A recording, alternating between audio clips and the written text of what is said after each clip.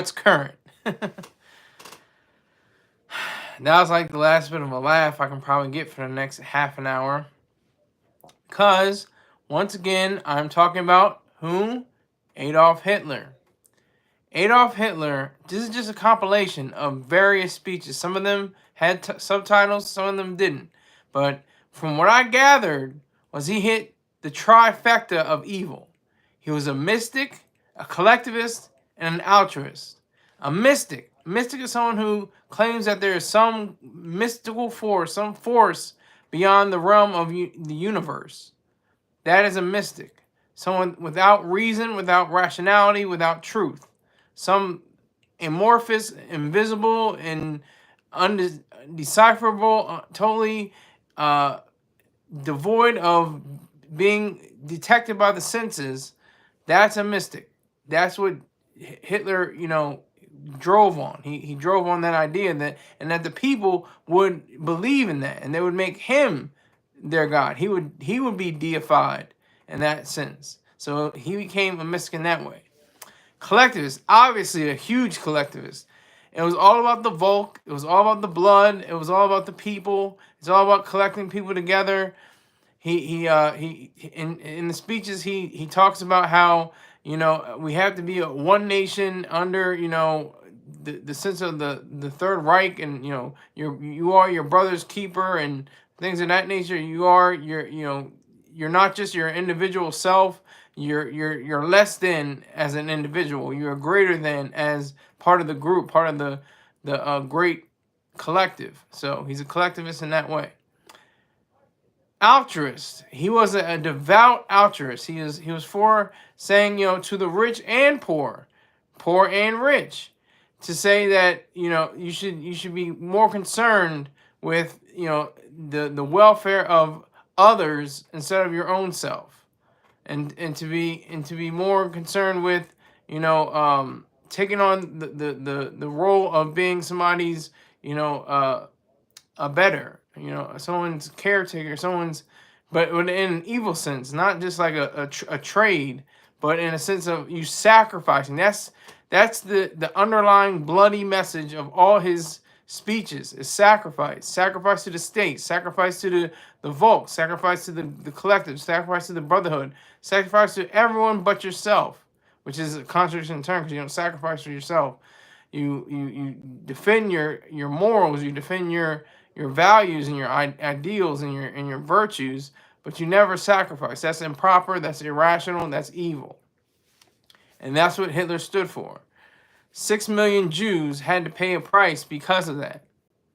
And so many more. I think there was 12 million in total, but there was 6 million Jews. I know there was Poles and Slavs and other quote-unquote undesirables that were put to death during that period of his reign.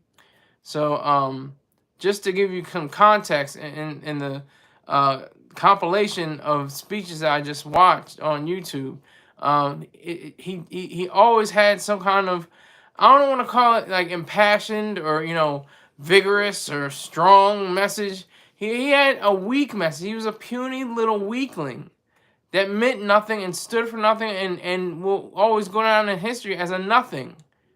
He was less than a man. He was like a child with evil ambition. Not good ambition, not ambition like selfish ambition. That's good. That's a good trait. He was the collectivist ambition. He was the more socialist, national socialist ambition. That was in his rhetoric and in his style of being. He took that on. He took that on as a leader of the people, of the Third Reich.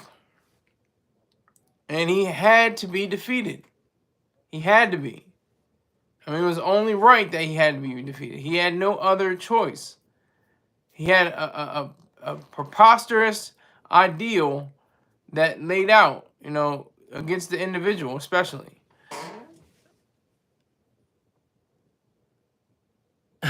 Riles says Star duped you into talking about Hitler. No, well, you can say it all you want. I got numbers. So I'm not really mad. You can say he duped me all you want, but I got numbers to prove that these Hitler videos are doing good. You think I would keep going? You think I wouldn't stop? You think I would stop if if he really had duped me? I doubt that highly, sir. Got numbers like Shorty Low, rocking power to Shorty Low. He checked out. They took his body to the strip club. I'll never forget that. They took his corpse to the strip club. I can't. That's still interesting to me. So I'm just gonna run the course, find as many Hitler speeches there are that I can talk about, can convey. But I definitely wasn't duped. If I was duped, I wouldn't be getting these numbers. So I'm not mad. I'm not mad. Scholar about that Skrilla and pesos, exactly. You should do a show on Chris Donner one day. I don't even know who Chris Donner is. That the Donner Party? I don't know who Chris Donner is. I'm gonna look up who Chris Donner is real quick. Chris Donner. Hold on. Chris Donner. Oh yeah. Oh, I forgot about the LL Cool J looking ass nigga. Yeah. I might do that. I just might do that. I might have to do that one of these days. Maybe on the anniversary of when it happened. That was almost like a decade. That was like over a decade ago. I think. Let me make sure. When was that? That was over a decade ago. February 3rd, 2013. And then day was February 3rd to the 12th of 2013. Over a decade ago. This nigga had semi-automatic rifles, sniper rifles, smoke bombs, pistols. This nigga was ready for war. He had his mind not right. He had his money probably right. And he was ready for war. Yeah, I'm gonna have to, yeah. You said Donner, but it's Dorner. Dorner. He looked like your half brother. He has a very interesting manifesto as well. Yeah, most people do with small. If they don't have a proper philosophy, their next thing to do is to have a manifesto, and a manifesto that doesn't correspond with reality. That's the case. That's the case with Hitler. Mein Kampf, my struggle. That was essentially his manifesto on his rise to power and his position in the world and his position in history. So I think that was really a part of the situation. But Hitler. In all the different speeches, he says the same thing over and over. He doesn't say anything new. There's nothing fresh. There's nothing, you can say, oh, well, that at least he got that part right. There's nothing there. There's nothing even close to that. At least he got that. It was on the right. Maybe he had a point. No, he did not have a point. He did not have a good idea. He did not have an original idea. He stole from many people in history. Throughout the ages, he stole from previous German leaders. He just stole from a whole lot of other people and trying to mishmash it and together. And of course, it's bluster and rage. It's sound and fury. And it sounds like he's making a lot of sense. It sounds like he's making an impassioned speech, but it's nothing. It's full of nothingness. It's absolutely low grade, absolute mishmash, nothingness. And so we have to disregard any ideas of saying, well, he was an impassioned speaker and he did deliver a message. No, bullshit. He was a terrible speaker. He was a terrible person and an awful figure in human history. That's all that is. And in these clips, I'm waiting for, because he speaks to many crowds. He speaks to like children, the Hitler youth. And he's saying like how your young minds have to be shaped. I'm paraphrasing, but like he's essentially saying you have to be shaped into leading for your country and for leading a defense against those who go against the Third Reich and anyone else. I have 0 viewers right now that I can see. Maybe there's more, but right now it's at 0. That's why I like Rebroadcast Land. He has a very interesting manifesto. Well, like I said, Hitler doesn't have an interesting manifesto, and neither does Dorner and people that are irrational. They don't have interesting manifestos. They have completely mishmashed and hobbled and disgusting collection of thoughts, and could I call them thoughts? Collection of ramblings, that don't make any sense, that don't correspond with reality. That's what Hitler represented. That's what he represented. He took on the role of someone that had the idea of possibly he could have been. He's like one of the greatest could have beens of all time. The way he allegedly had passion in his speeches, the way that he allegedly had a connection to the people and connection to the ones that supported him. He could have been a great statesman. He could have been a great leader. Could have been, wasn't, will never be. We have to learn from him. So there aren't any others. Hint, hint.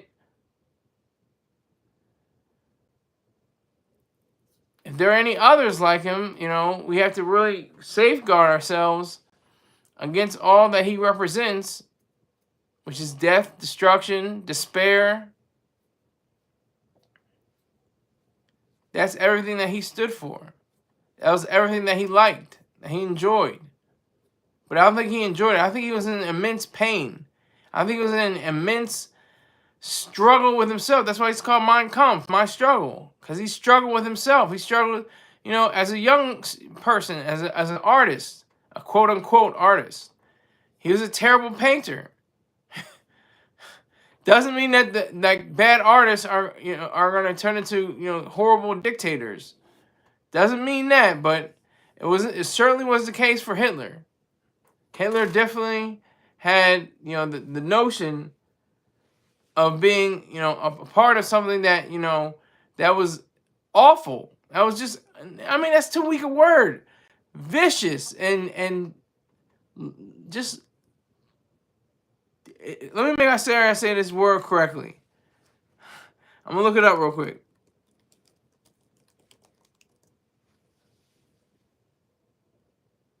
Deleterious. That's the word for Hitler. Deleterious.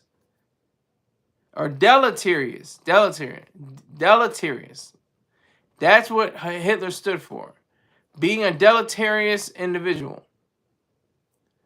He represented everything that was wrong and awful and disgusting in humanity.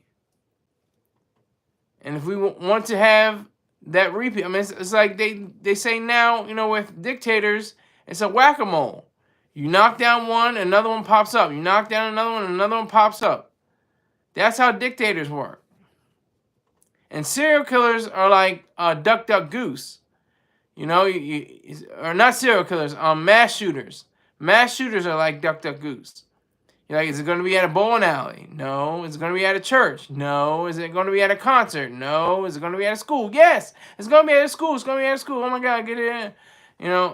That's, there's children's games, but they're applied to real adult situations. So we have to really realize all of that. We have to put all of that together.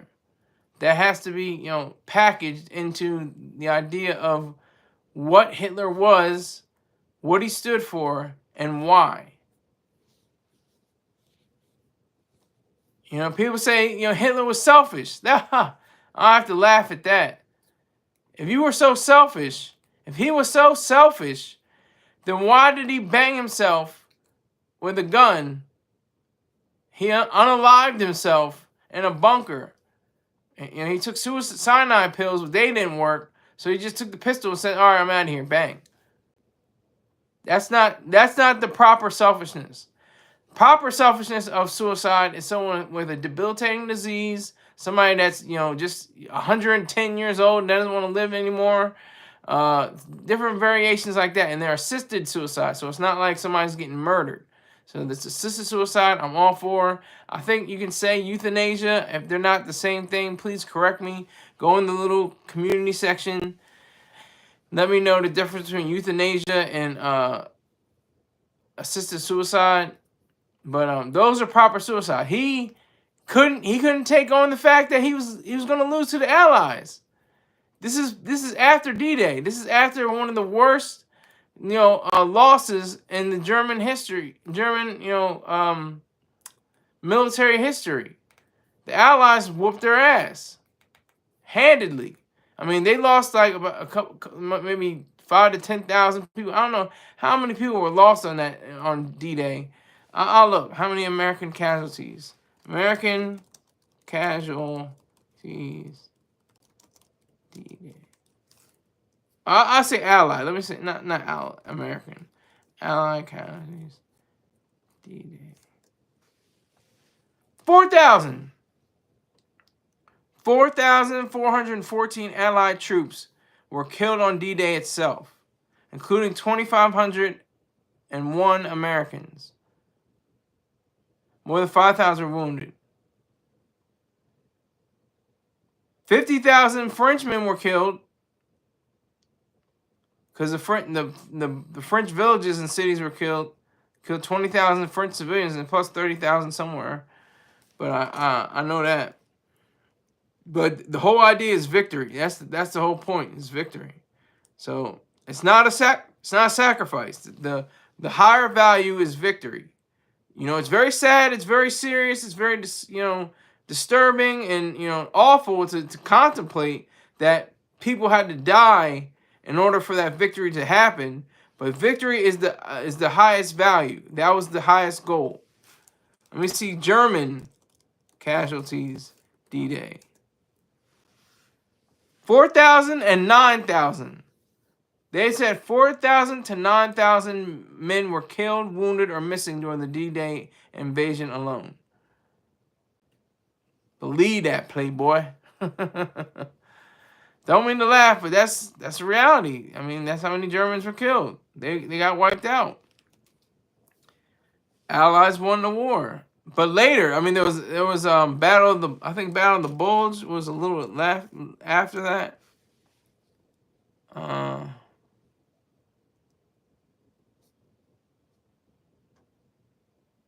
Yeah, that was in December of oh no, wait a minute, that was before. Oh no, that was after. Yeah, it was after. It was from December 1944 to January 1945. Battle of the Bulge. Allied victory. So Hitler was just like, you know what, man? I'm good. I'm really good. Damn, I can't believe did I really have to go that far? Did I have to go that deep? Did I? Damn. I shouldn't have done it. Bang! Like that was it. That was the truth. That's what happened. That's history. You can look it up. Go to your Googles. Go to your DuckDuckGos. Go to your Ask Jeeves. Go to your Bing. Omega Max. Pause for what? Resume. Omega Max. Resume. But yeah. So that was it. That he was a coward. He was the coward of the lowest rank. He was a complete coward. He couldn't face up to his responsibilities as a monster. He's a complete coward. You said he went far and deep. I don't remember saying that, but I guess I did. Pause, no diddy. What am I gonna say? Resume. Resume.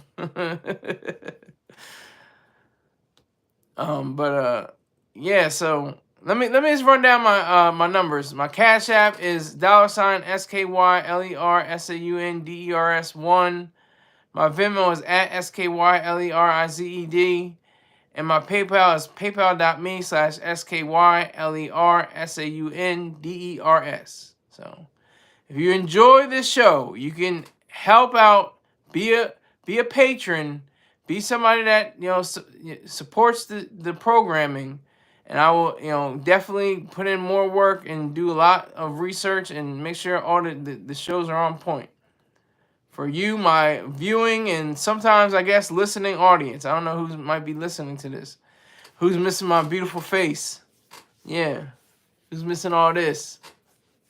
I know I got ladies in here, so ladies, they like to, see the face. I bet you dudes do too.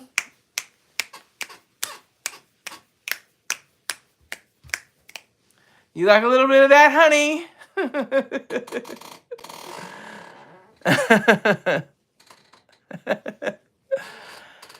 I laughed again. I'm talking about Hitler, but it's like, it almost is like, I mean, philosophers thousands of years before Hitler already knew there were going to be a Hitler. And I'm not talking about Nostradamus saying, there's going to be a man and he'll come up through the ranks. Nothing like that. I'm saying just based off of experience, based off of, of observations and understanding. There's Plato, it's the spa, Socrates, Plato, and Aristotle, the big three of Greek philosophy. They already knew there was going to be a Hitler. They knew it and they wrote about it. They're like, if you had this much power, Omega X got the rainbows. It was in the stars for real. Yeah, I mean, it wasn't in the stars or anything like that, but and it's not in the zodiac sign. What's April 20 zodiac? Taurus. He was a Taurus. So Hitler was a Taurus. Oh, because he was a Taurus, he was the bull. So he had that strength behind him. He had that German strength, of course. Bullshit. He's a weakling and a coward. He had no business being in power. He should have been tossed to the wayside, selling his little crappy art, or quote unquote art, for nickels and dimes on the side streets. That's what his whole legacy should have been. And I got 6 people in here with 5 likes. Where's my 6th like? Make sure you get that 6th like going. Now it's 4 people. There's gonna be 3 people, then 2, then 1, then 0. That's how it goes. I'm going anyway. I don't care. I go anyway. But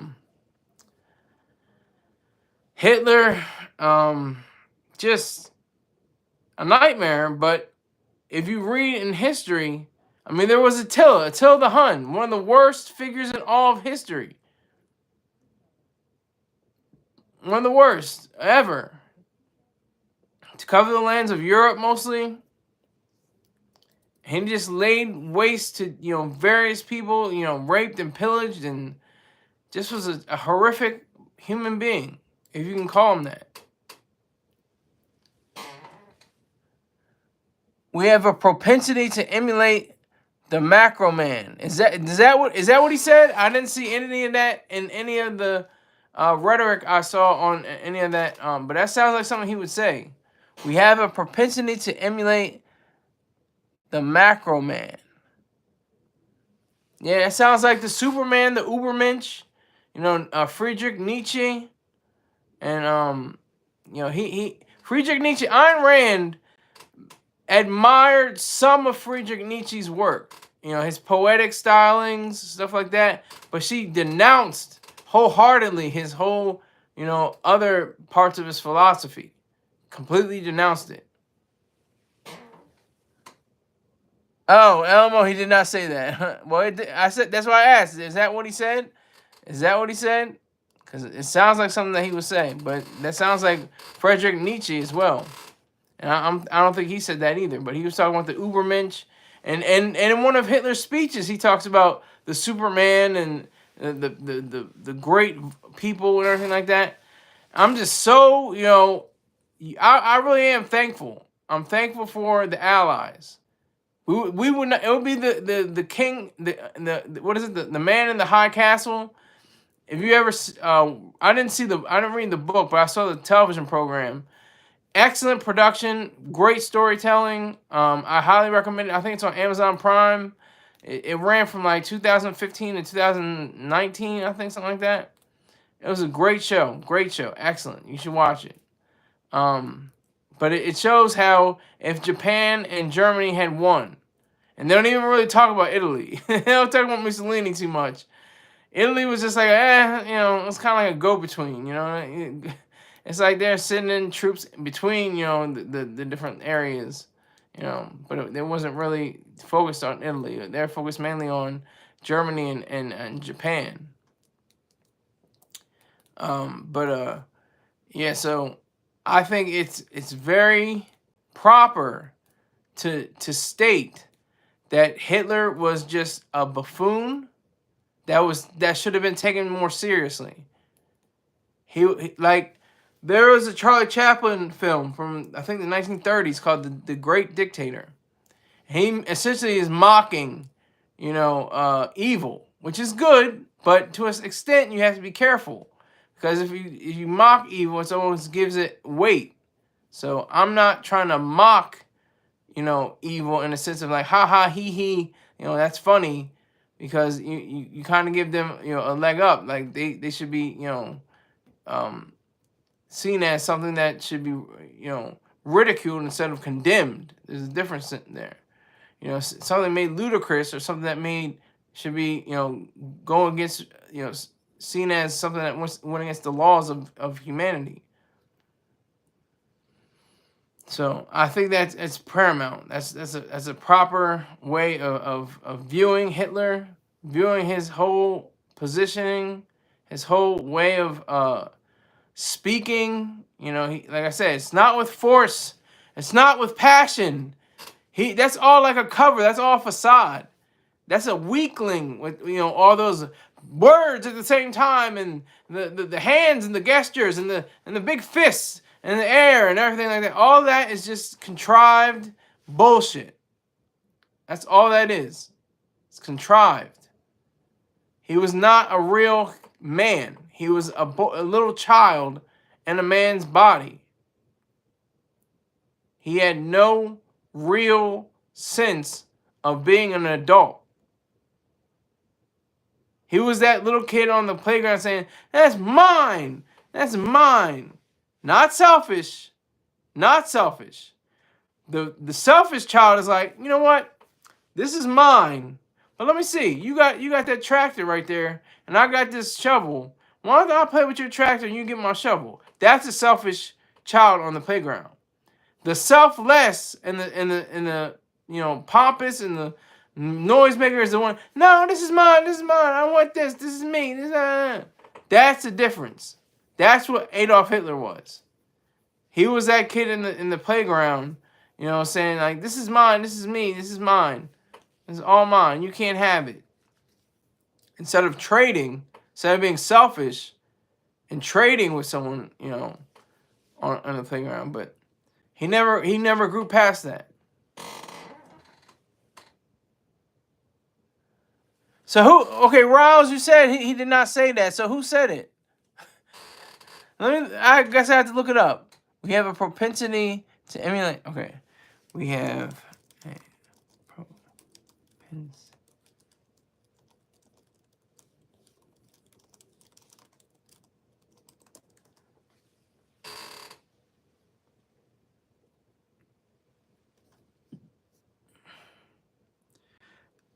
I'm not seeing it. Did you make that up? Did you say that? Riles? You with me, Riles? Did you make that up? Did you say that, my friend? My friend. My friend. My friend. My brother. My brother. My brother. Let me show me. My brother. My brother. My brother. But yeah, Hitler,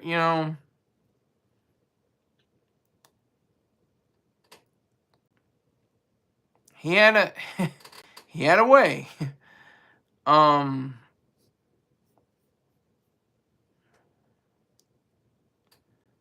That was his.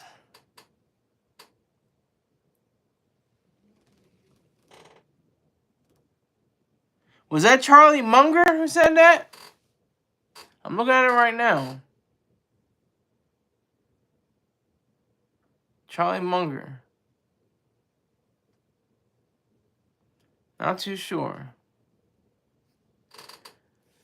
Not too sure. But hey, that was the first half of the show. That was my first half about Hitler.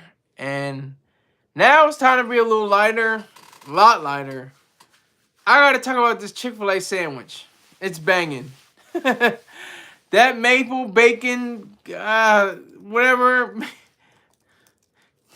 Maple bacon, maple pepper bacon sandwich. Chick-fil-A, you done it again. My fat ass. Couldn't wait to try that sandwich. Is that bad or what? I was totally zoned out yesterday. I had a shake. Like I have a shake every day. I had a shake this morning as well. But I had a shake and little else. I had celery and guacamole, and that was it. But today I went hard in the paint. I had they had the cherry berry and lemonade and iced tea mixed up. I said these niggas here, man, for real. They are on some next level. Chick-fil-A fills my day. I mean, seriously, they really do. And they're always confident and complimentary and polite. One of the best establishments ever. Just happens to be Christian. But I think anyone of any background can work there. I think a Muslim can work there. I think a Jew could work there. They can't discriminate. They don't have a choice because of the Civil Rights Act of 1964. They don't have a choice. But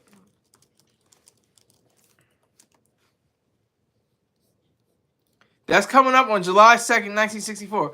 Coming up next week. It'll be 60 years. 60 years. Since it prohibits discrimination on the basis of race, color, religion, sex, or national origin, which is complete bullshit. The Civil Rights Act of 1964 is complete bullshit. There should be all white bathrooms, all black restaurants, all red carpet stores, all yellow laundromats, and see who wins. That's all. Walmart should be all white. All white people can go to Walmart. Just make that a decree. Every white person in the world can go to Walmart. Not anyone else. See what the bottom line says. See what the ledger balance says. If it works, it works. Only whites go to Walmart. They made tons of profits. So be it. But I don't think that's going to be the case. You bar everybody else out of Walmart and just allow white people to go to Walmart, you'll see a huge dive in the dividends. In response to you saying it was mysticism. Yeah, but did you say that though, Riles? That's what I'm asking you. Did you say that? Who said that? You're saying it as a quote. But I just want to know who said that.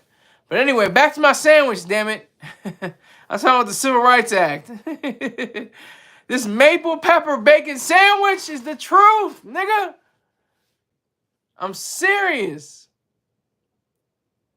I ate that thing. I don't know if you can get crispy. I just got the grilled. I think you can get crispy, but I got the grilled. Maybe it is just grilled. I don't think you can get the it's a maple flavored brioche bun, sugar cured pepper bacon, sweet and spicy pickles. This nigga, this sandwich. I'm surprised they don't have like robbers, every few so often that just go in and rock them for their sandwiches, because this thing was the truth. I'm not just saying that their sandwiches are the truth, but this one especially, I was just like, damn, this is good. Like, this is really good. This is like a really good sandwich. God damn it! Like, just leave my Trader Joe's alone. But you still didn't answer the question, sir. Whose quote is that? What quote is that from? But make Chick-fil-A all All black people can go to Chick-fil-A. Only black people can go to Chick-fil-A and be run by black people. You know, the owner, the CEO has to be cleared out. The whole C-suite, everybody in the company has to be black. They'll stop doing grilled chicken, just still do fried chicken. That's it. Macaroni and cheese hits, so somebody black, I think, is a part of Chick-fil-A. That macaroni and cheese hits. It's not like that Popeyes bullshit. Popeyes is the worst macaroni and cheese ever. I'm saying that on record. Popeyes macaroni and cheese is like that. It's worse than, because it's not as good as the mac and cheese in the box. You know, the Kraft macaroni and cheese. You know, that's banging to me. If you make it right, you can make it banging. But they make it all wrong. It's all runny and doesn't have any flavor. It's just some shells and, you know, some elbows, and doesn't have the same impact. Doesn't have the same oomph to it. So that's how I, you know, took it. That's how I viewed this gem, this maple pepper bacon sandwich. And I think it's only for a limited time. I think it's only for a limited time. So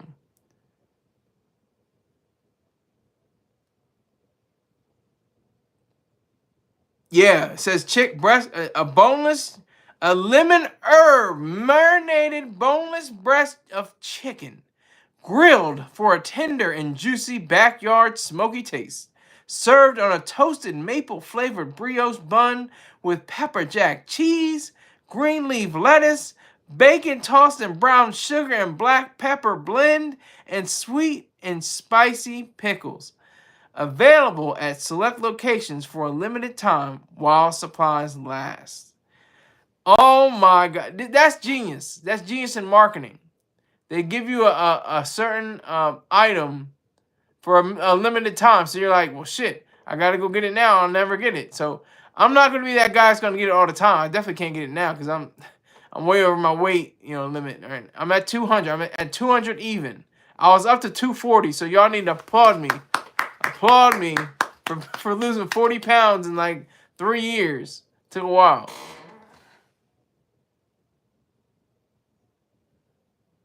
Gunther Brunkenpuff. But instead I got I don't even know what that is. Is that a rat? I don't even know what that is. Okay, Gunther. Seems like a hater to me, but I'm not sure. I don't even know what you're talking about. I don't even know if you're referencing here, but that's okay.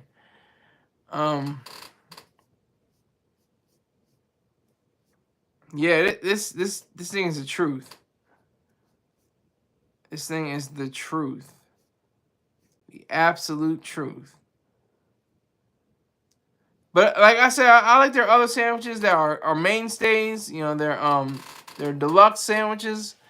Excellent. Just still excellent. Still goodness. Still greatness. I don't say, you know, oh, this is garbage, but comparatively speaking, this maple pepper bacon sandwich, it hits.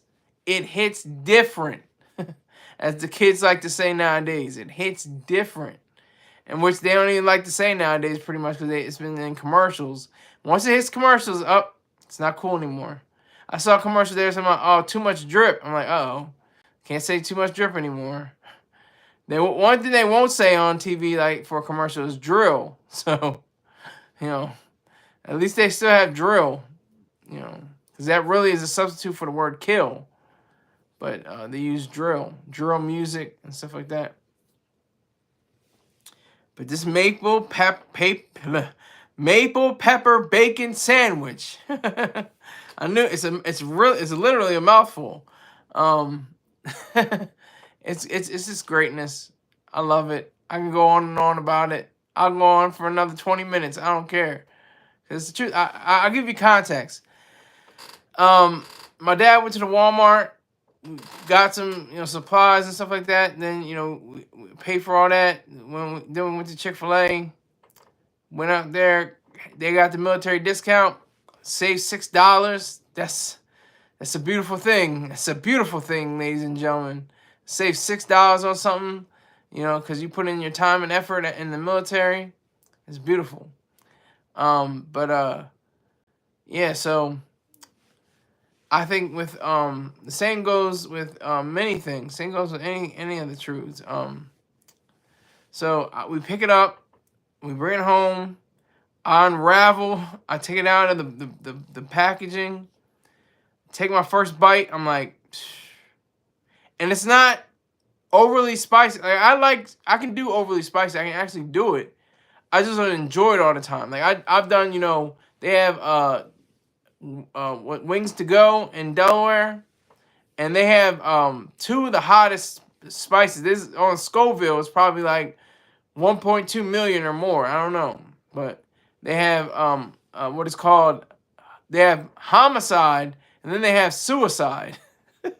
That's great branding, right? Isn't that great branding? Let me think about the food. I'm thinking about homicide and suicide. Yeah, let's put that on the shelf. Let's see how many people buy that. But yeah, so, and that's chicken too. Those are chicken wings. So I definitely enjoy those. I go to I went to Buffalo Wild. I went to B-Dubs.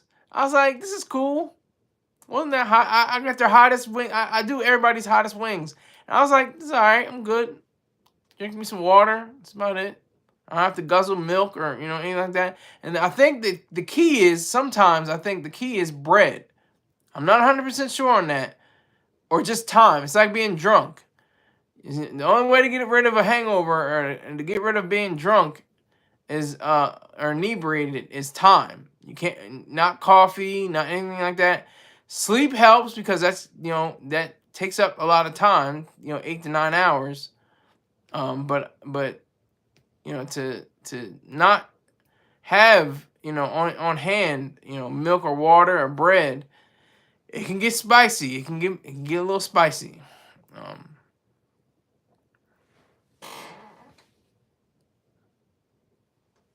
So I think that is the main thing that Chick-fil-A does. They're geniuses at marketing. They had those cows. I didn't understand the cows at first. I was like, why are there cows for chicken? I mean, like, what the hell? I'm like, oh, duh. They're like, because I didn't even read what they said. They eat more chicken, but they can't spell well. They're not great spellers, cows, surprisingly. So, I was just wondering, what the hell does a cow have to do with chicken? Oh, they're saying that you shouldn't eat, beef. And the main idea behind McDonald's, Burger King, Wendy's, Arby's, all these different places that have cows. Hey, why don't you try out Chick-fil-A? But who's gonna come up with chickens? Is that plagiarism? If they had chickens and they said eat more beef, I just wanted to know that. I don't know, but I know that this maple pepper bacon sandwich is the goddamn truth. It is real. It is part of my life now. And like I said, I had the cherry berry lemonade and tea mixture. It was like Arnold Palmer. That was exquisite. Everything about that was the truth. It was sweet and light and beautiful. I put it in the freezer for a little while. Took it out. Magnifique. It was wonderful. So I definitely enjoyed in my meal this evening. And then I had leftover birthday cake, which was it's like Smith Island just makes superb cakes. They're so dense. The layers, they have 12 layers of cake. And they're so dense and sweet and light. Even after a few days, you have to keep it in the refrigerator. But, put in, take it out and you just, bite into it. It's like, it's just so great. But I just I had to share it with you. Had to share it. If I had another one, I'd do it again. Limited time only. Same thing with their peach milkshakes. You know, we talking about some, I drink your milkshake. I drink it up. What movie is that from? Anybody know what movie that's from? What movie is that from? I drink your milkshake. I drink it up. Who said that? Who? Bonus points for the actor who said it. See who knows out there. Who knows what movie that was from and what the name of the actor. See if y'all are alive out there. I got 4 people in here. I'm seeing if anybody else is alive. 7 likes. I'm not mad. Not mad at the 7 likes. But nobody knows? Okay. I'm gonna hold on to it a little while and then I'm gonna give it away. But yeah, that milkshake. Their milkshakes are the truth. thick as a black broad, you know, wearing some jeans, you know, just thick, just looks sexy, just tasty. That's, you know.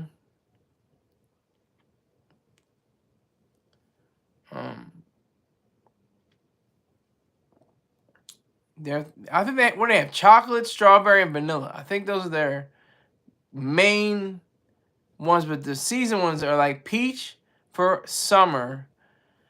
I know the winter is like peppermint.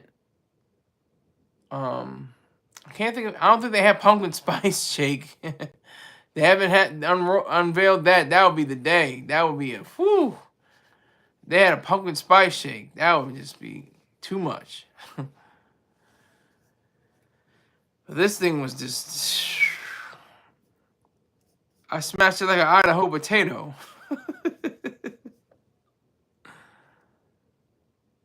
But yeah, so. And they have Coke products, you know, so that's cool. Nothing wrong with that. Grilled sweet bacony goodness. That's what they say on the website.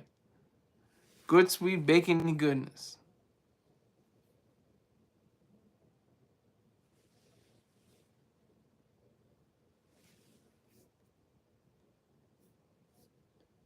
And it's like they're simple. They don't have a lot. Just lettuce, chicken, bacon, cheese, brioche bun, pickles. Bang, you're done. That's what I got from that, you know? That's what I understood from that. That's what I like about that. It's very engaging when you're able to talk about a food item that you think is just awesome. And this is an awesome sandwich. I'm going on a whole half an hour talking about one sandwich. Well, I talked about a few other sandwiches, but I could do a review of other sandwiches. I can say I just like, you know, the Big Mac. I mean, obviously because of the special sauce, but the special sauce is very easy to make. I think it's like Thousand Island and something else mixed together, something mayonnaise. I don't know, but you can make the special sauce on your own. You can find it on the internet somewhere.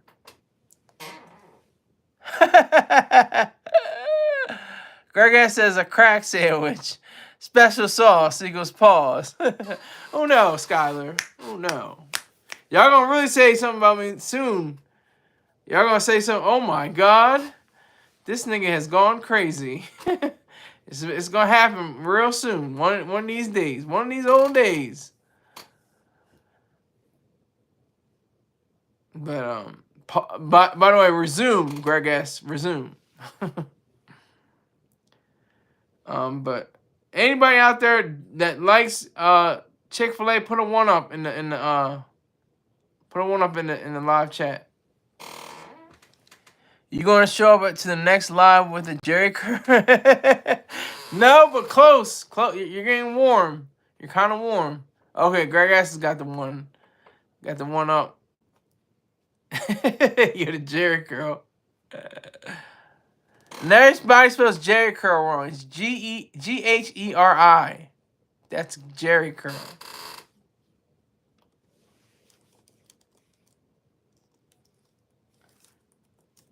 Maybe I spelled it wrong.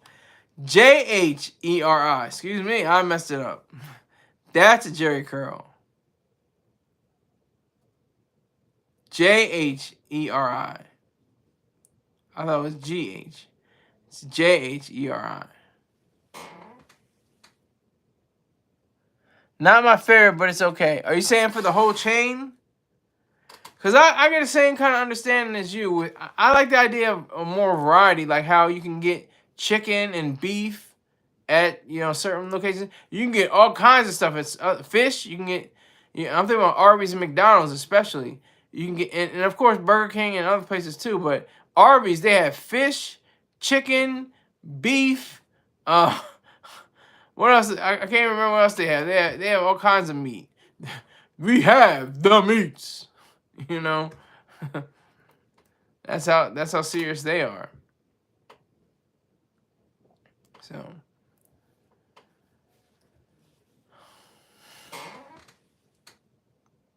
yeah, Arby's has great fish sandwiches. They have them on buns. They have them on pause, I guess, and resume if you want.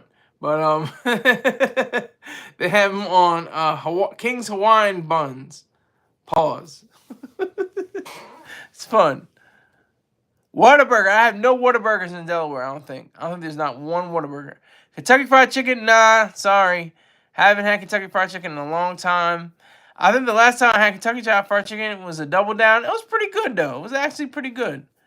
But we're more like Popeyes. We're like a Popeyes kind of family. We eat more Popeyes than anything else that is chicken. But they just have garbage-ass macaroni. Their macaroni and cheese is awful. Okay, wait a minute. Hold on.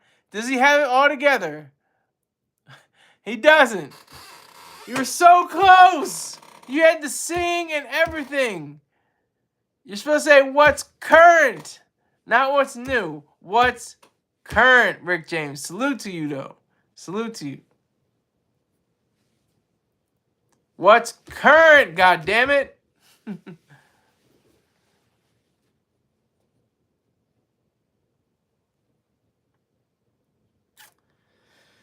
So, go to Wikipedia and put in Jheri, Jerry curl, and see who is on the he's on the front page, first picture. Looking like Prince's bodyguard. See who it is.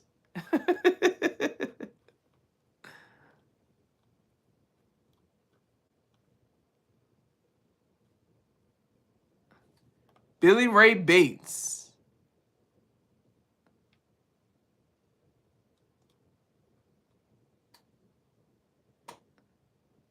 He shattered backboards.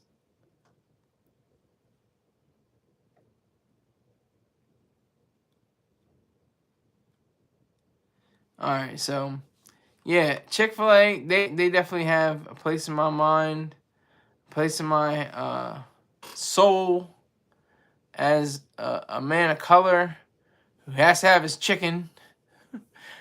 That's all these niggers know, is having chicken.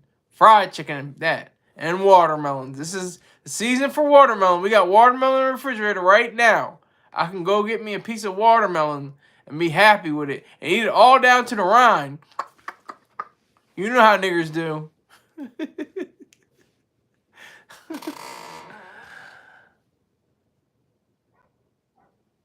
Same thing, sir. No, I don't say that, though. I don't say what's new. I say what's current.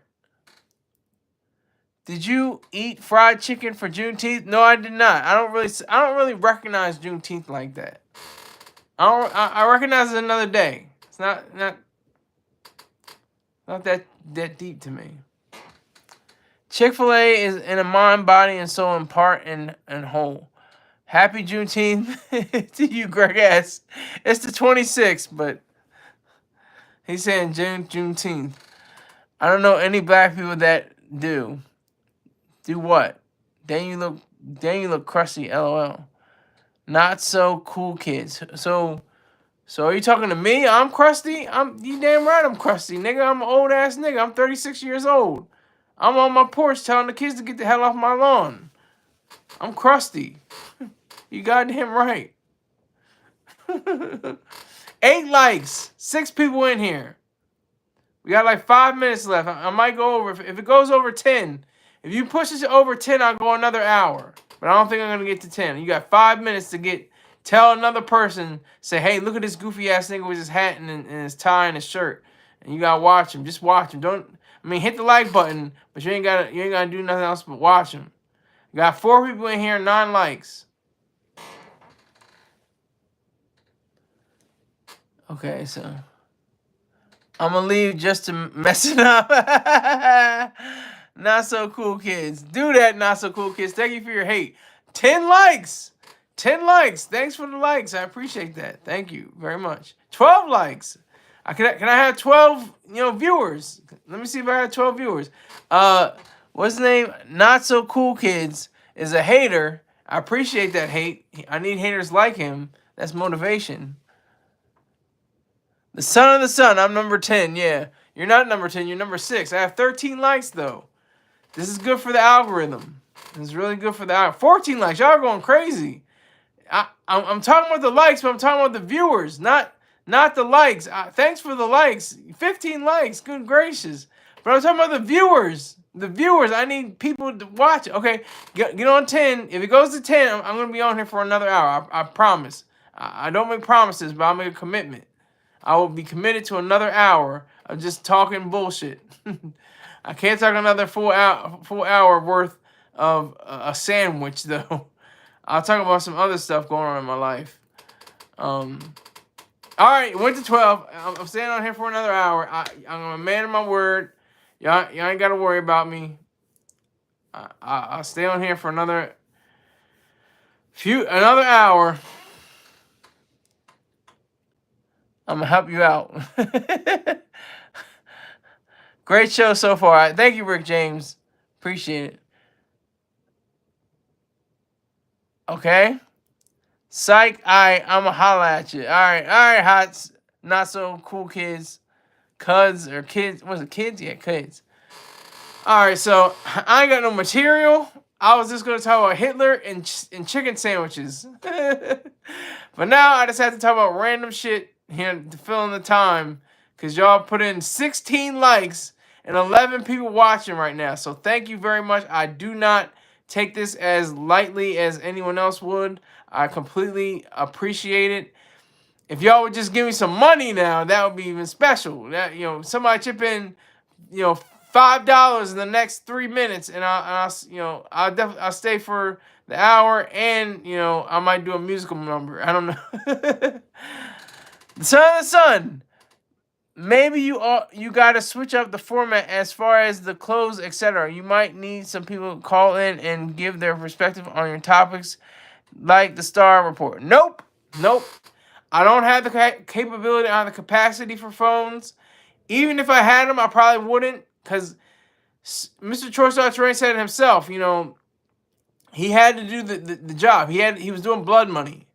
They basically forced him. It's not forced, but he signed a contract saying, like, I have to do interviews, I have to take in calls and stuff like that. But he obviously did his own special way of doing interviews. He made sure they took off their sunglasses. He made sure they were there on time. He made sure that everything was on his schedule, not anyone else's. So I definitely respect that man for doing that. However, the calls, it's driven. The shows are driven by the callers. He knows what format he's in. He's brilliant. He isn't when we call it a genius, but he's brilliant. And I have to say this. I can break this down. I can spend the whole hour spending about 4 people in my life that totally changed my life in high school. And I got 3 yesterday, but I'm at the 4th. So it goes Ture, the writer and broadcaster and podcaster and whatever. He's been a lot of things. August Wilson, he was a playwright, won 2 Pulitzers. He was one of the greatest influences in my life. a high school dropout. Ture was a college dropout. You seeing a pattern here? Far Gray, he was a millionaire by the time he was 14 years old. He said, I'm gonna be a millionaire, by this age. But he was doing like radio in Las Vegas beforehand. He had his own nightclub on Vegas Strip, the first black-owned nightclub since Red Fox. Look him up. He's a great guy. And of course, Mr. Troy Star Terrain. So these four men of color, and he had like very little schooling. I don't know if he even graduated from college or anything, but he's a doctor. He was conferred as an honorary doctor. I can't remember by what school. Let me see.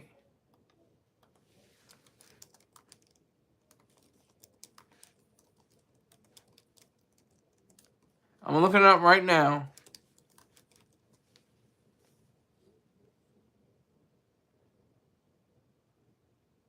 Allen University. Far Gray has a honorary doctorate degree of humane letters from Allen University. So I can talk about them for this hour. That'd be fun.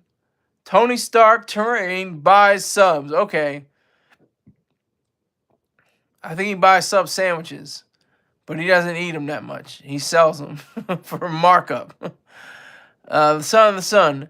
50 likes 50 likes, he will show us his bald head. Yeah. Give me up to 50 give me up to 50 viewers. If I get 50 viewers, I'll take off my hat.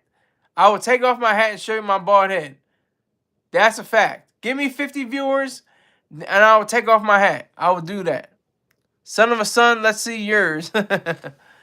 But no, I can talk about four of these people. I can talk about four men that encouraged me and motivated me that I didn't learn about in school. That's and I have black men and a white woman. And that's not a pause. Don't try to put me in a X-rated video situation or scenario. But Ayn Rand, I was not taught about in high school, in middle school, or any other part of my schooling. And she was a tremendous impact on my life. Tremendous. And I have to thank Mr. Troy Star Terrain, who brought me to the dance. He brought me to the dance of knowing who she was. So I have to definitely commend her for that. Commend him for that, excuse me. I have to commend him for that. And plus, I get to understand his philosophy of objective hate. That's the beauty of that. So I have to talk about how, the beginning of my journey with Troy Star Terrain, this is going back almost 20 years ago. It'll be 20 years in January, if you can believe that. 20 years. I mean, some people go back further, go back to 2000. It's like 25 years next year. So it was in 2005, I listened to the radio, and I listened to my stepmom, and she was driving me to school. And I was like, who the hell, what is this? This thing is wilding on the radio. Like, how's he saying all this? How's this all going down? How's this real? And it just got into my mind. I was like, this guy's serious. I don't even know what it's about.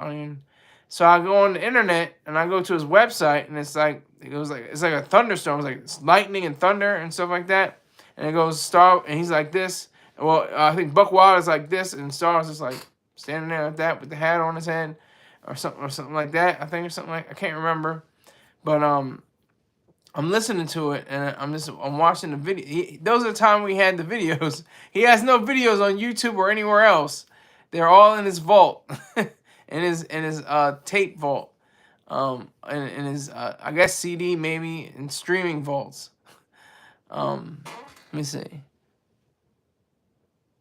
Dr. Fargray is a bussy boy. Okay, the Son of a Son says Dr. Fargray is a bussy boy. How is he a bussy boy? Please explain.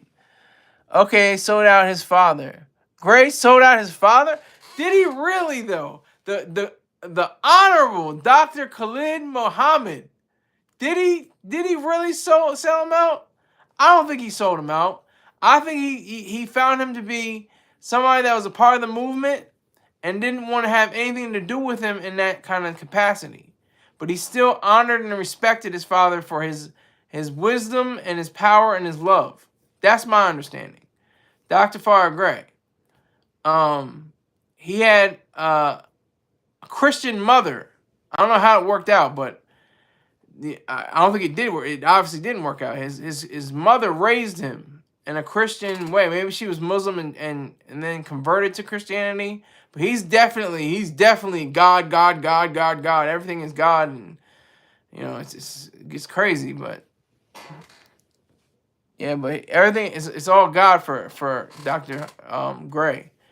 He has that sensibility that he didn't earn his millions of dollars. He didn't do it. It was all God. It was all Jesus. It was all that way. But he's an excellent speaker. He's better than Hitler. I mean, well, what if somebody said that? Could you imagine?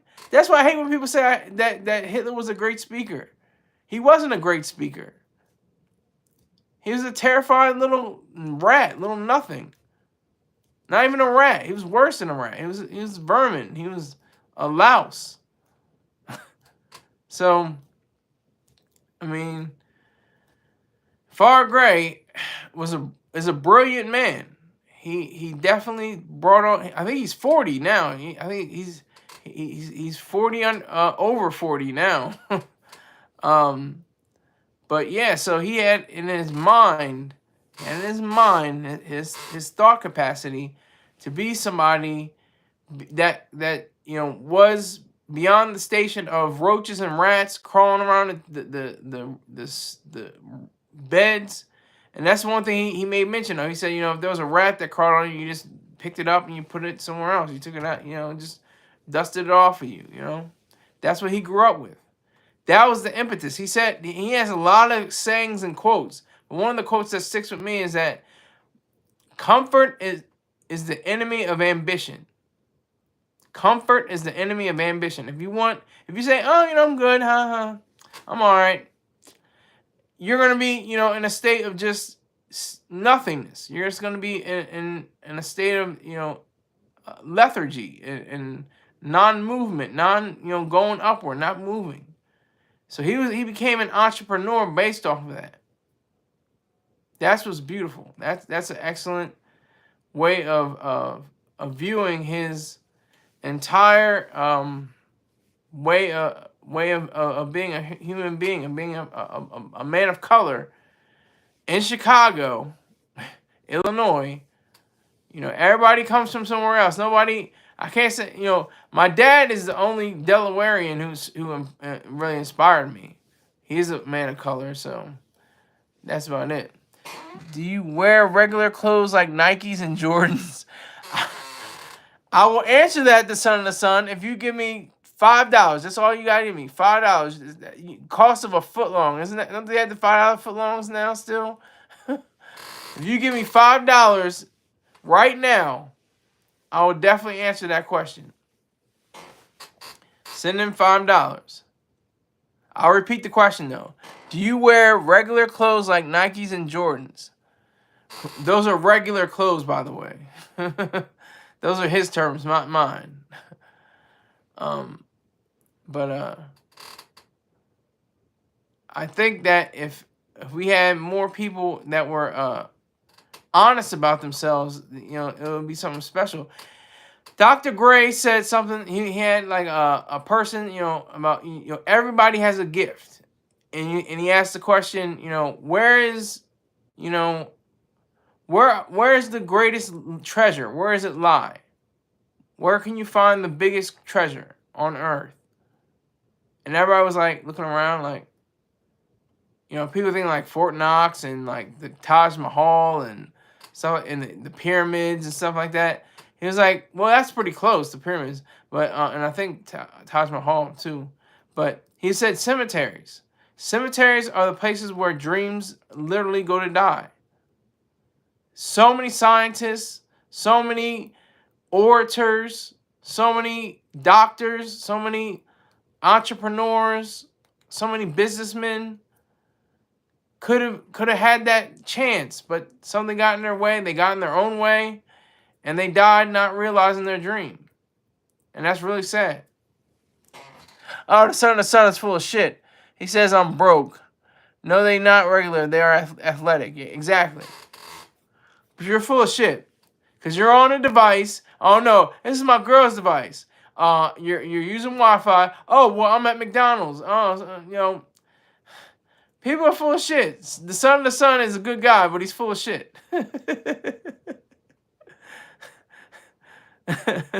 I know, because he's got a bill. He's got bills. He's got that he pays, and I'm sure he has at least $12 to his name, and he'll just be left with $7. You just be out for $7. That's all. You just be out for $7. You have $7 left.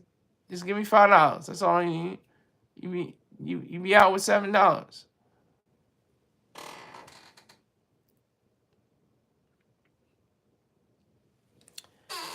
But yeah, so let me see who I said. 4 men, 4 black men, 1 white woman. Don't think dirty. I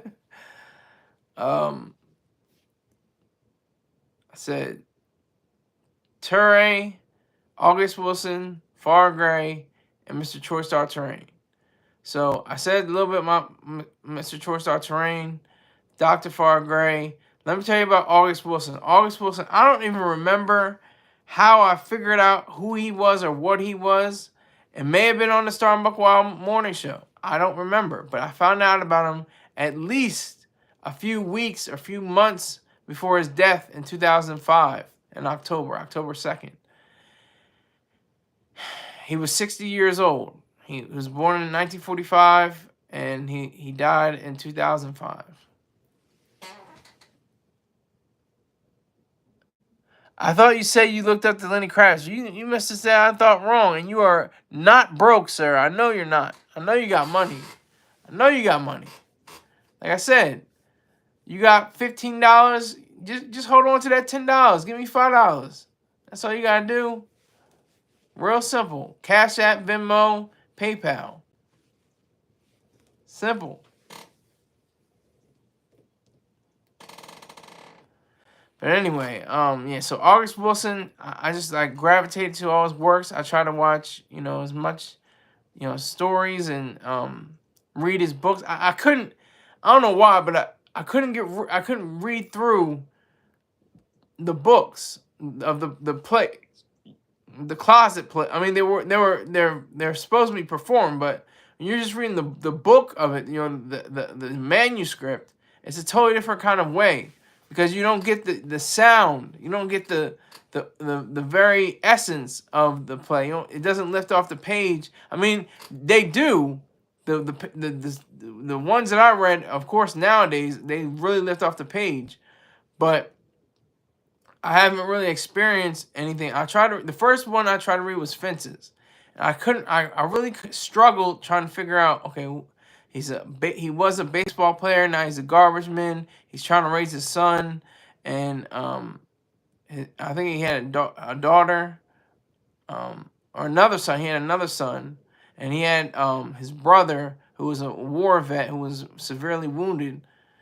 So it's just great drama. Great drama. Oh, he has 10 plays. 10 plays, a play for each decade. And since I got time, let me see if I can do this. I may mess it up, but I'm going to try to do it. The 1900s, I'm about to say 2000, I'm about to mess up already. The 1900s was Gem of the Ocean. 1910s was Joe Turner's Come and Gone. 1920s was, or is, Ma Rainey's Black Bottom. 1930s, I have to cheat. I'm cheating right now. Because I always get this mixed up.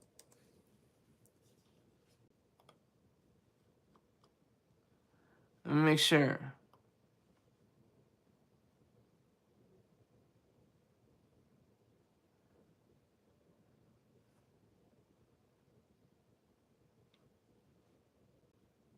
I'm looking it up right now.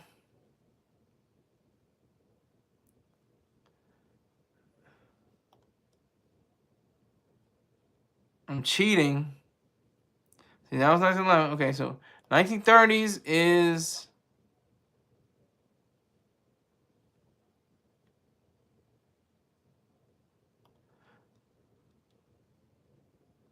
Okay, I can do it now. 1930s is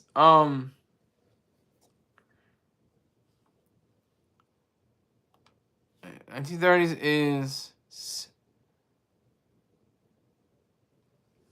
hmm, oh my okay, 1930s is the piano lesson. 1940s is 7 guitars. 1950s is fences. 1960s is 2 trains running. 1970s is jitney. 1980s is King Henry II. 1990s is radio golf. All right, so I had to cheat a little bit, but I can rattle them off once I get started. The 30s and 40s always mix me up. So it's 1930s is piano lesson, and 1940s is, of course, um, 7 guitars. So that has never been done in theater. Nobody has as many great plays as August Wilson. Has as many great plays.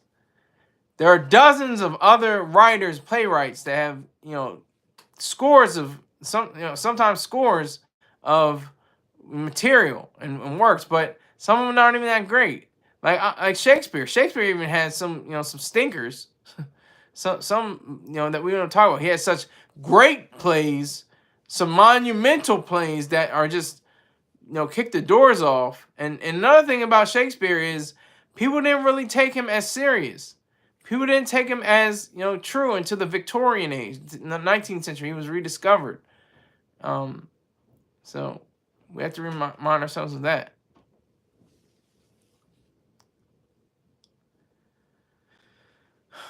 See, I even have it right here. Jitney, Ma Rainey's Black Bottom, Fences, Joe Turner's Come and Gone, The Piano Lesson, 2 Trains Running, 7 Guitars, King Hadley II, Gem of the Ocean, Radio Golf. Though that's the way he wrote them. And his first Broadway play was Ma Rainey's Black Bottom. And it goes 70s, 20s, 50s, 10s, 30s, 60s, 40s, 80s, 2000s, or 1900s. I always say 2000s. 1900s and 1990s.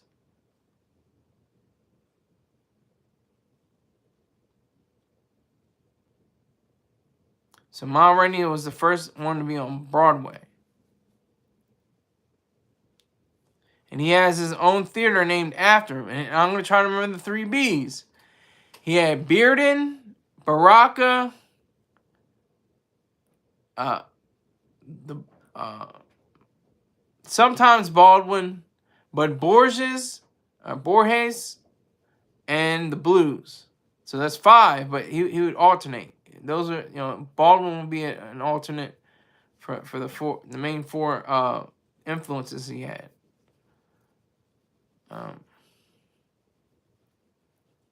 So that's the power behind Mr. Frederick August Kittle Jr., otherwise known as August Wilson.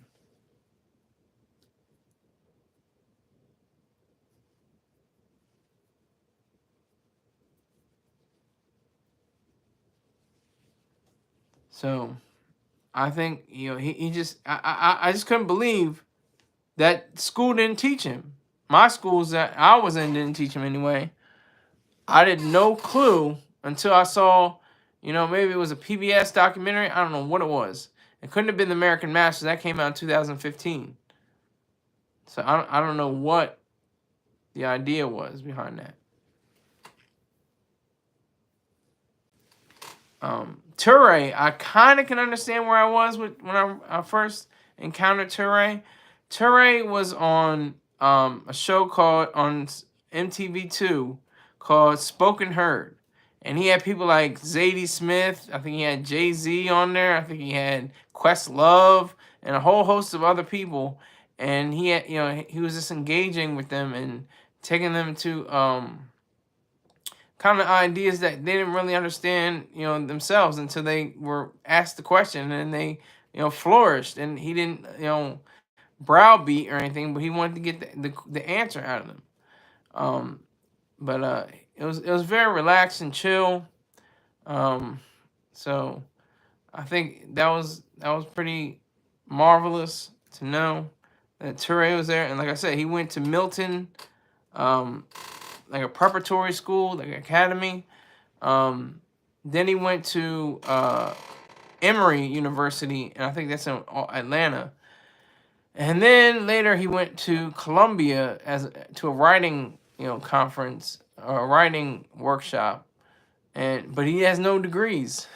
None of these men that I talk about have any, you know, um, you know, learned degrees. They have honorary degrees, but they didn't have any learned degrees. Like Dr. Farr Gray has an honorary degree. The late August Wilson has an honorary degree. Mr. Troy Star Terrain deserves an honorary degree. Toure deserves an honorary degree. The way they put in so much work. And now Toure is blown up. I mean, I remember when I first started watching. I read he has a novel and a short story collection. I like the novel, but I love the short story collection. The short story collection is completely it just blew my mind. And I was ready for the novel. I was like, this is decent. I like it, but it's not like when I first read the short story collection. Trying to remember the title now. Oh my god.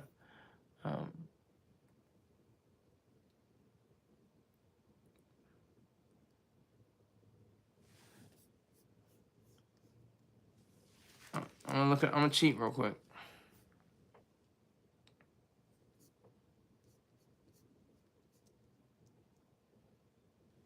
He also was on CNN. Yeah, he was on CNN for a while.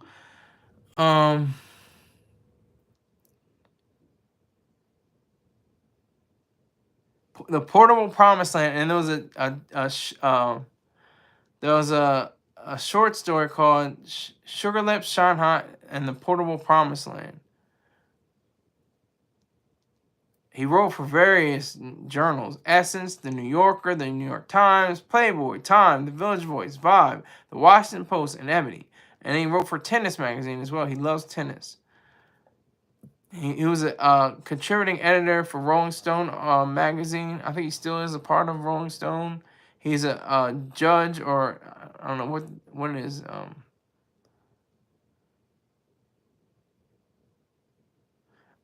What is it called? It's trying to think of the right word for it. Might just be judge for the classes of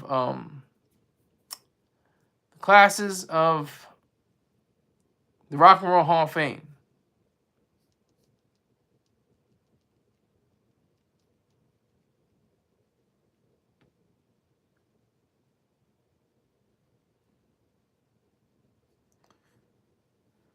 He's married to a beautiful woman, Lebanese American novelist and pop culture commentator Rita Nkuzi. He has 2 kids.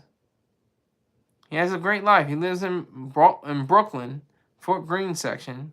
He was the host of The Cycle in 2013.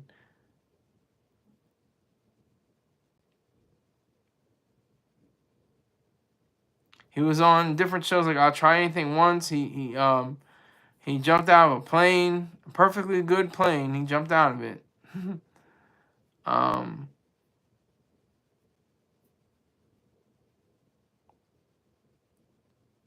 He did rodeo clowning and lumberjacking. He was just a big inspiration to me, really. He was a huge inspiration to me. So I'm cheating. I had to cheat a little bit. But I can get most of them down. I can get most of them down if I have the right, I'm on the right mind.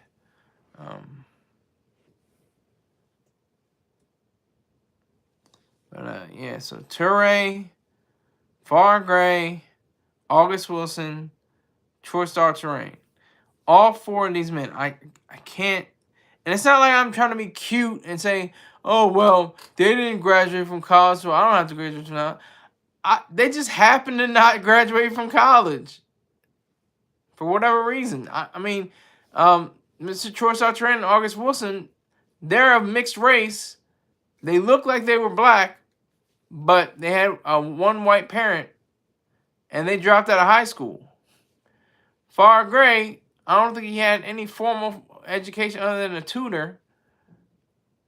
And Toure went to Milton Academy.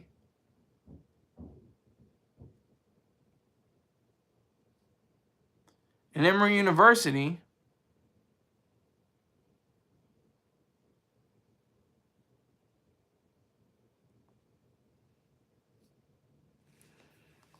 So that's interesting to me. The son of the son and R. Kelly, so that's 5. No, not R. Kelly. No, sir. You got me mixed up. I respected his grind in the 90s and the 2000s, but when it came to the 2000 teens, I was like, I'm done with this guy. I had to let him go. He had too many charges against him. He was convicted. Can't roll with R. Kelly. But are you saying Toure also did a expose on R. Kelly? Yeah, he did. He was the one that asked him, now, do you like young girls? He was like, R. Kelly's like, how young? And then he's like, teenagers. And that's what Toure said. He's like, teenagers. Well, what teens? I mean, he has a point though, because 18 and 19, that's just it. That's it. You can't go anywhere before 18. 18 and up, 18 plus, 18 to 19, somewhere in that realm.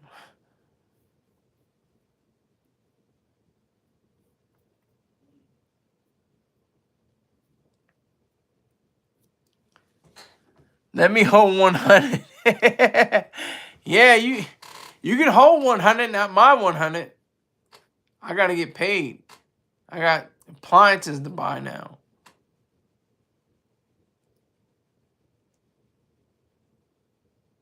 So I got to get paid.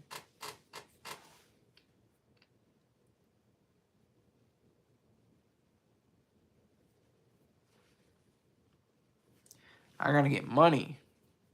4 people in here right now. I'm not mad. 17 likes. This is the most likes I think I've had in weeks. I think the most I ever had was like 20 or 25. 3 people in here now. Let's get it back up to 10. I can only go till 7-11, but I'll continue to go since y'all pushed me over to the point. But I need more people in here. Let's match the likes to the people. 17 people in here would be awesome. But yeah, Toure, Far Gray, August Wilson, Mr. Troy Star Terrain. They all had immense. He's not 40 yet. He'll be 40 in September. Far Gray. September 9th, 1984 was his day. Was his birthday.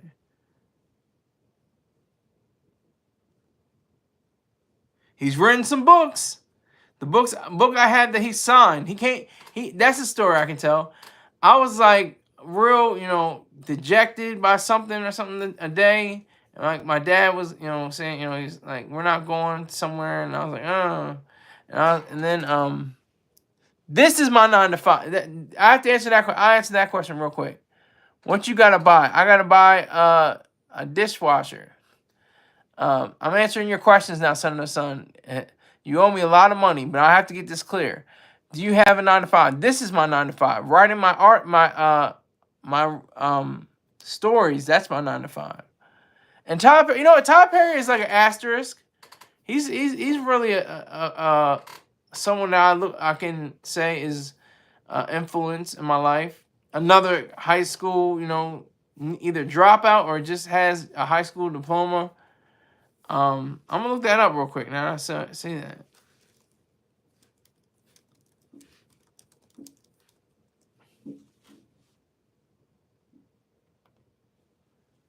He did not complete high school. He earned a GED though. He earned his GED though.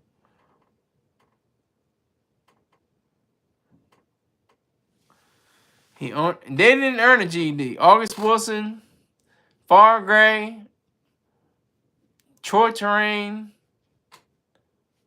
Toure, They didn't earn the GED. Maybe that's why they're not billionaires. You can at least earn your GED, then you can, you can get it. No, that's not true, I guess. There's some high school billionaire, dropout billionaires. Mostly college dropout billionaires. Namely, the late great Steve Jobs, Bill Gates, Mark Zuckerberg. The list goes on and on and on. Larry Ellison, I think, is a college dropout. Just there's a long list of dropouts, especially college dropouts. In the tech field, especially.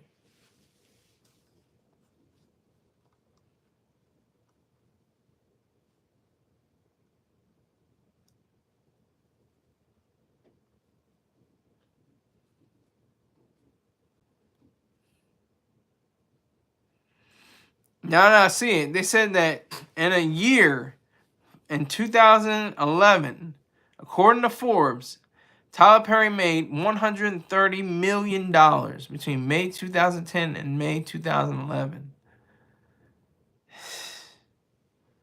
That is crazy. Crazy good. Not saying that, oh, that's crazy. He shouldn't make that much money. He should make that much money. He earned it, right?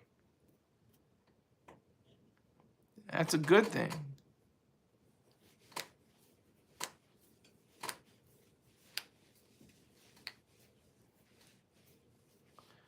So we have to realize all of that. It's something for us to look forward to, be proud of, and stand on that.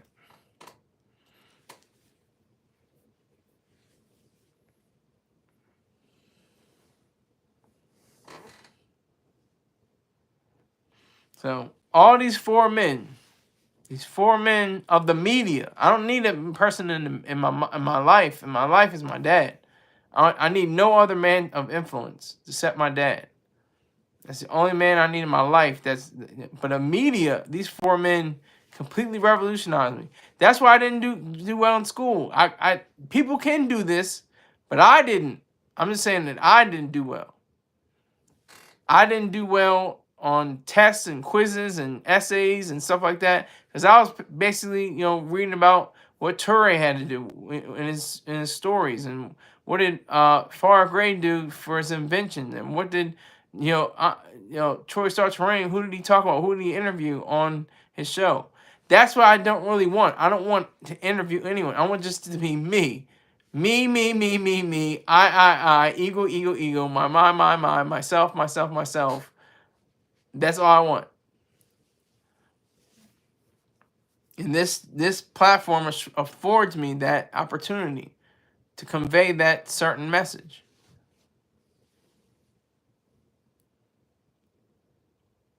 That's what I like about it. And of course, like I said, the white woman, Ayn Rand, that was like it. But like I said, I always have to give Troy Star Terrain the props and the benefit of being able to introduce me to Ayn Rand. I had no idea who Ayn Rand was prior to my sister. My sister had a book called Anthem, one of Ayn Rand's novellas or novelettes. I still have to get the right characterization or categorization of what a novelette and a novella are. But it's a short novel, let's say that much. And I was just like, oh, okay, cool. And then when I heard it on the radio, I heard the thing that I remember the most hearing on Troy Star Terrain show, the Star and Buck Wild show, was objective reality. Like that. That's all I heard. I didn't hear anything else. And then it just went like that. It just went and went to commercial. I was just like, what was that? Like, what is that? Was like a really heavy Russian accent. What was that about on the hip hop station? And then I get up early, later on, a few days a week, and I hear begin the day with a friendly voice. I'm not saying anything else. I don't need the Rush to come and sue me, but all right. Who's this? Is this Angie? Jumping to say hi, Scott. Hey, Angie. Hey, girl. How you doing? Glad to see you. I'm doing an extended show because people gladly put in, you can probably see it, 17 likes, and there was over 12 people in here at one point, and I said, if you guys push me over 10 people, I'll go another hour. So I'm good until 7:11. That's when I'm gonna pack up the show. Hey, girl. You know, I appreciate you. I appreciate your dollar too. But if you don't have a dollar for me, don't worry about it. Don't even worry about it. Just sit back and relax, or take them as long as you want. You know, if you just want to jump in and jump out, that's cool with me too. Do what you got to do. I'm just talking about my media mentors, Ture, August Wilson, Fargray, and Mr. Troy Star Terrain. And of course, an asterisk, Ayn Rand, a white woman. 4 black men and a white woman. They completely revolutionized my thinking, my way of direction in life. And another asterisk is Tyler Perry. Tyler Perry kind of, influenced me in that way too. Because that's what I remember about Tyler Perry. If you're going back to his plays, then you really are, if you had him on DVD, that's when he was Tyler Perry. Tyler Perry was Tyler Perry back in, the days of his stage plays on DVD. And they were just hilarious. I remember one scene where the woman was wearing a dress that was green and blue. I was like, that looks like Sprite. And he said, looking like a can of Sprite. I fell out. I was like, oh my God, that's exactly what I was thinking. It was crazy. That was the funniest thing ever. I was just like, oh, this is such great, timing, such great jokes. He has such a wonderful way of expressing himself. So I definitely give an asterisk to Tyler Perry. Definitely, give him his own. But the 4 men especially, they revolutionized my whole way of thinking, my whole way of governing myself. And the reason why, like, they Wizard of Oz my life. Like, they said it's not that serious. It's not that. You can make your own self. You don't have to be a college graduate. If you are a college graduate, great. It's wonderful. Do your thing. But these men aren't. And Tyler Perry just got his GED, earlier in his life. But that's about it. So I just am so, excited, more so than anything, and the fact that I have been able to take on these men in their fields. I write, I make videos, I do things like that. So it's kind of cool. Like I'm among them. Like they're on the Mount Rushmore, right? And I guess Tyler Perry's like at Lincoln Memorial. I don't know. But the Mount Rushmore is definitely Troy Star Terrain, Ture, Fargray, and August Wilson. Because like I said, nowhere did I learn. And then I learned about Ayn Rand. I didn't learn about anything about Ayn Rand. I remember the novels we read. I remember Catcher in the Rye, The Scarlet Letter, Grapes of Wrath, The Great Gatsby. We read Homer. We read Shakespeare. We read all kinds of different literature, but I don't remember one thing. And I know I do not remember one thing. I cannot remember one thing. I will not remember one thing about Ayn Rand. Nothing. And it changed my life, as so many people say. But I take it a step further. She saved my life. I would probably be doing 25 to life right now if I didn't have Ayn Rand in my life.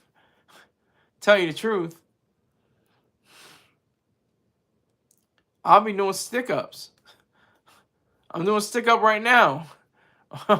Legal stick-up. On YouTube. So that's the essence of just going down the right path, knowing that you're going down the right way. Because this is not a short life. I've said this before. This is not a short life. This life is long. But it moves really fast. It moves really fast. The son of the sun. Sky got his eyebrows done. No, I didn't, but that was a good guess. That you know what? Kudos to you, the son of the sun. I didn't look. See they're big and thick and stuff like that right now. But one day they're gonna be totally different.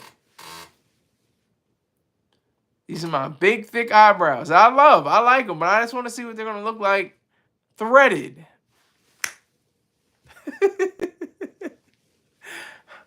What is my eyebrows gonna look like threaded, honey?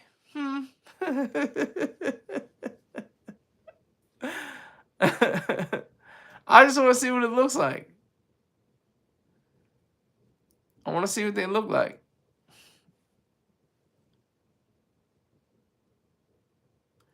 That's my next thing. That's what I got for my birthday.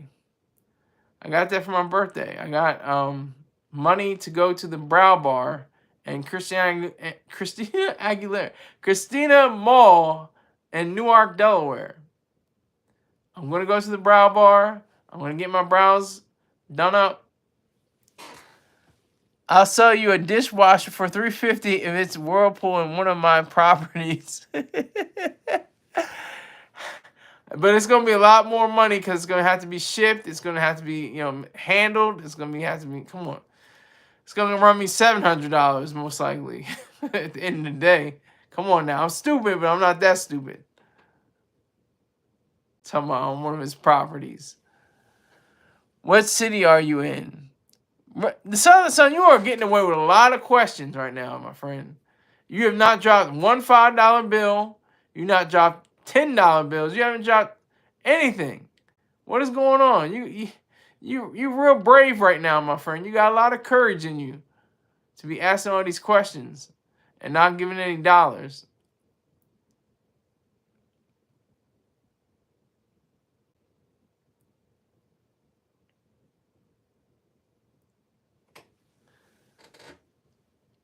No, I don't drive. I don't drive.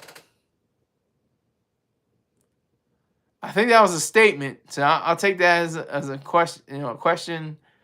That wasn't a question. That was more of a statement. You don't drive. Yes, that's a fact. I don't drive.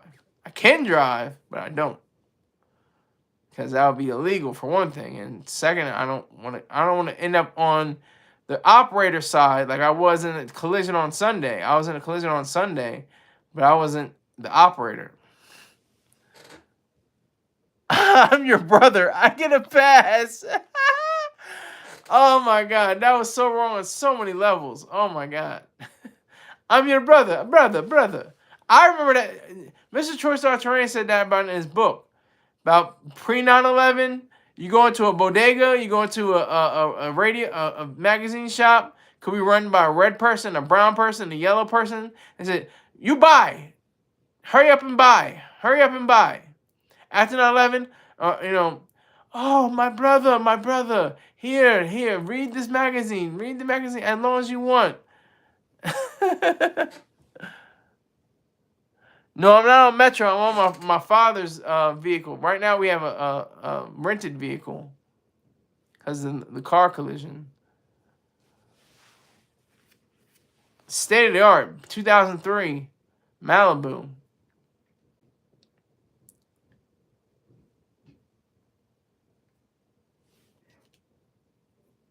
She's sexy.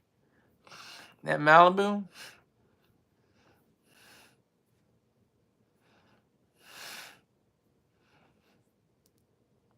What's so fun? I didn't even know y'all could do this on here.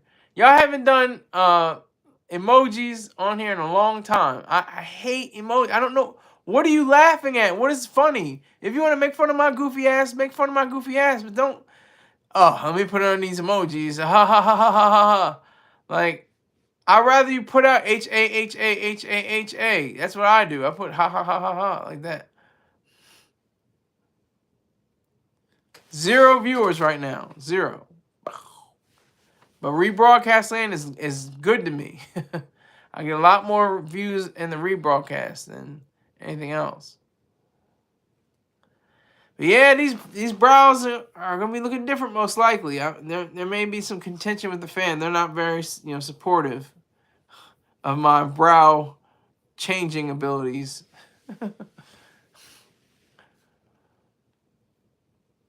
But yeah, so I'm just do what you got to do. Do whatever you've got to do. Try everything. Do whatever you can. You're It's not even about failure. Everybody says, "Oh, you're gonna fail." Everybody fails. Follow your dreams nonetheless. Don't let anybody deter you. Well, obviously, but just do anything. Just name anybody. Anybody that's ever done something has gotten paid well, gotten awards, got honors, something like that. You just name anybody. There are very few outright losers in this world. That's why Ayn Rand said there's no such thing as the little people. There's no such thing as the people that lack, that don't have anything to offer. Just do something. Do anything. Paint, write, calculate in figures, plan a business, develop a science lab. Do whatever you can with what you got. They said that in the Players Club. Do what you can to get what you want. Make that money, don't let it make you.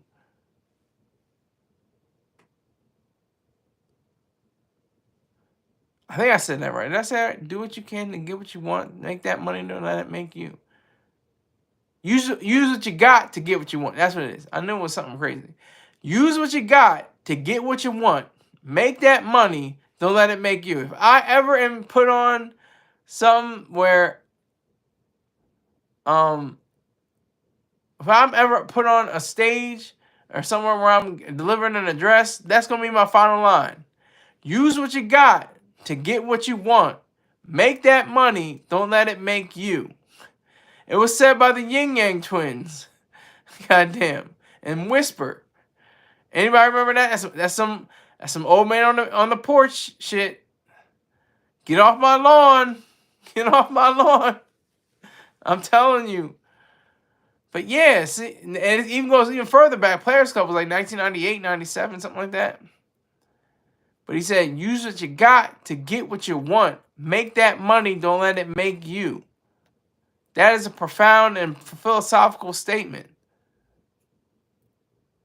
That should determine and decide every individual decision you ever make in life. Because it's all about money. Don't let anybody confuse you and say it's not, well, it's really not about the money. It is about the money. It may be something, that's close to being, a value higher than money. But it's all about the money. In order to do anything in life, especially in America, you're going to need some scratch. That's why I'm asking you guys to chip in a few dollars here and there. I don't really need it. I just want it. Mr. Height keeps me paid. He'll drop $75 here, $50 there. So you guys are freeloading off of him. And others have paid me. Many others have paid me in the past. I've made over $1,000 doing this show. And nobody but Mr. Choice Archery said they need to see your face and they need to hear your voice. He was the only one that I can look to and say can claim, that he could be an executive producer of this show. Because it's all me. I'm the writer. I'm the producer. I'm the editor. It's everything. All me. I had to take all the credit. Except for Mr. Troy Sartarian, who said that they want to see my face. They don't need to hear my voice. How'd I get somebody hating? I had 17 likes. Somebody dropped a like, or took a like away. Oh, you hating ass nigga. Keep on taking away. I want y'all to all take away a like. Take away the likes now. Bring it down to 5. Bring it down to 5 likes. Oh man, y'all are the best. I swear. I had 17 likes, and somebody said, man, forget this nigga. I don't need this nigga, man. Forget this nigga.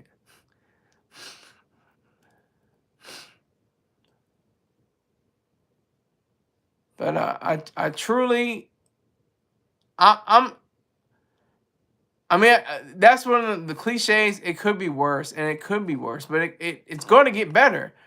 Oh my God, somebody listen to me. I had 16 likes, now I have 15. Now it's up to 17. Okay. Y'all do what y'all got to do, okay? If y'all want to bring me up to 170,000 likes, then that's going to be the truth. That's going to be reality. Back to 16 likes. I like it. I like y'all hating. I like the hate. Just got about 6 minutes left, and then I'll be out of here. But I have to thank you all for riding with me. Who is the other reason?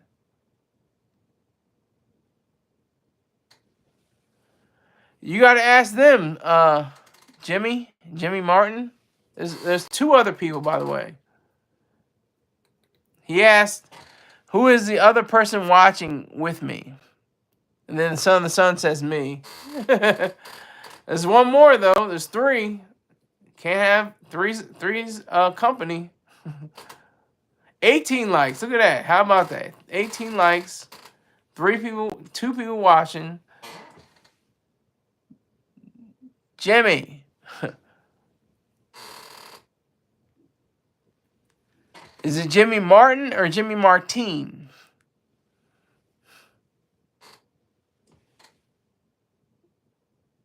Jimmy Martine. All you have to do is look into my library. You're going to understand who I am. I'm not going to repeat your question because I just answered you, but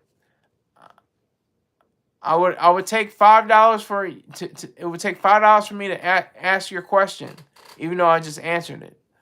But just look into my library, look into my previous efforts, and you'll get a kind of understanding of who I am and what I'm about. Okay?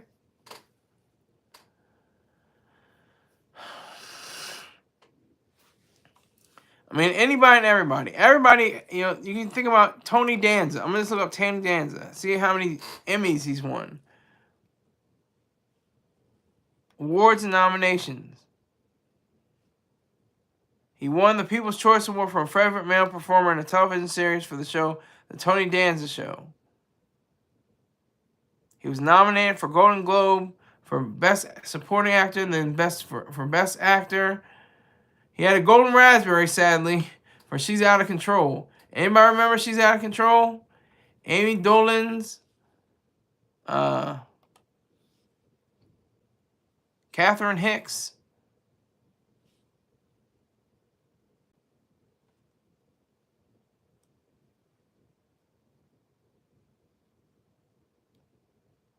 Karen Barkley in Child's Play. She's 72 years old right now. God damn.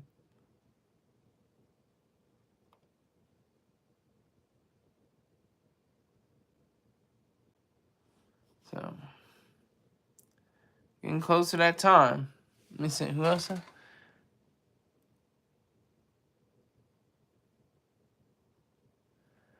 Don't demand money and make good content and people will donate. I'm not your brother, Jimmy. I've already demanded money and made good content and still people give me money. You come off as a sped enunciate. I don't even know what the hell a sped enunciate is. Sped enunciate.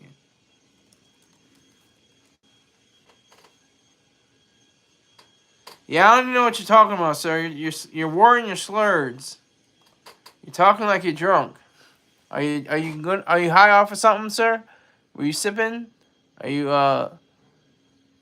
you sniffing glue? Jimmy? You got 3 minutes left. He's high off that stuff. You gotta grow a beard. No, I can't even grow a beard. I'm like Jay-Z. If Jay-Z could grow a beard, he would have grew a beard a long time ago. But I have genes similar to him. And I think Lil Wayne would have had a beard as well, because everybody has a beard. Beards are in. Beards are definitely in. Have been for about the past decade or so, and even more, really, but especially. Sped enunciate. Jay-Z. But sped, enunciate. Bruh. I'm not your bruh. Jay-Z has friends. Okay, so what's your point? You lost me.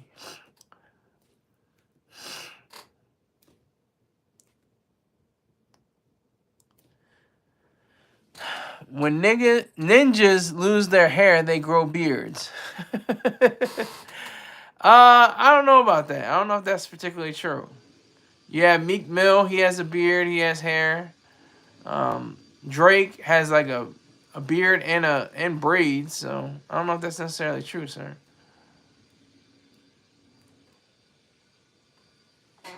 You said you were like Jay-Z. When did I say I was like Jay-Z? And what was the context? I might have said it, I just don't remember. You got 30 seconds left. I'm about to get out of here. I said I'll be on for an hour. It's going to be an hour and less than 30 seconds. So get them in while you can. Men grow beards. Cowards can't grow beards. Well, tell us that to the Muslim community. All right? Thank you, everybody. I appreciate it. This is an extended show. I have to go right now. So thank you again.